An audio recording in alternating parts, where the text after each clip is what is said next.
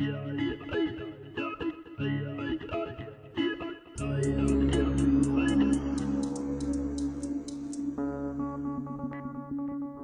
transport ferroviaire est un élément important de l'économie. Environ 20% du PIB en Europe est lié au chemin de fer. L'infrastructure ferroviaire a une grande valeur économique et environnementale car elle permet de transporter des marchandises plus efficacement et plus rapidement d'un bout à l'autre du pays, ce qui réduit les émissions en CO2 et stimule l'activité économique.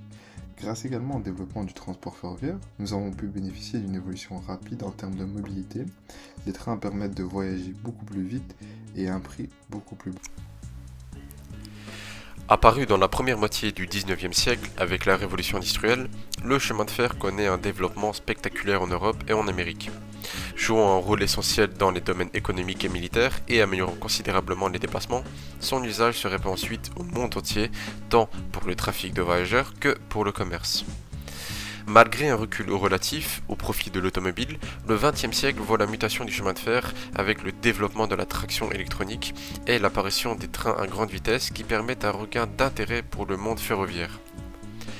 Des moyens de transport dérivés du chemin de fer comme le monorail ou le train à sustentation magnétique font également leur apparition.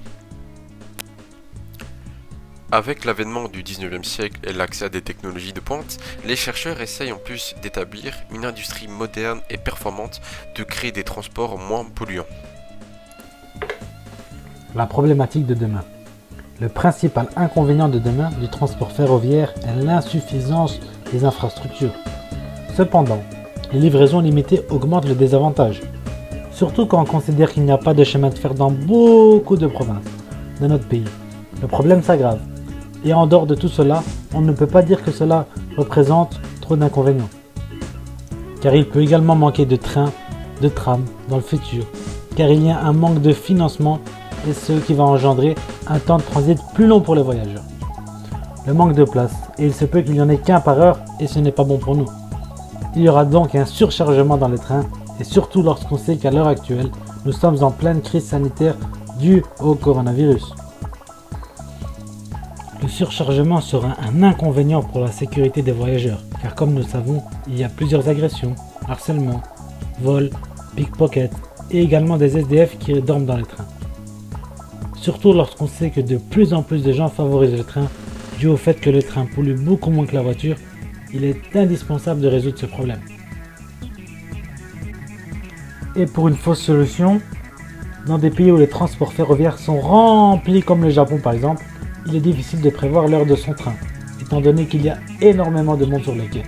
C'est pour cela qu'il existe des personnes qu'on appelle les pousseurs, qui ont pour but de remplir le train à son maximum. Ainsi, ils permettent d'économiser du temps pour toutes les parties, la société de train, les différentes gares, les personnes pressées et encore les étudiants.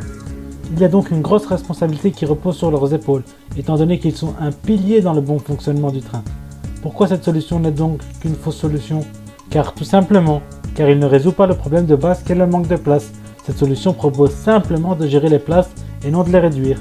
Mais aussi, vu la crise sanitaire que l'on subit, le fait de coller tout le monde de force est contradictoire aux mesures sanitaires actuelles. Le secteur des transports terrestres de voyageurs connaît des transformations majeures avec les nouvelles technologies. En 2040, le transport ferroviaire est voué à changer. En effet, les trains bien qu'encore très utilisés n'est pas aussi rentable qu'un avion au niveau du temps de trajet.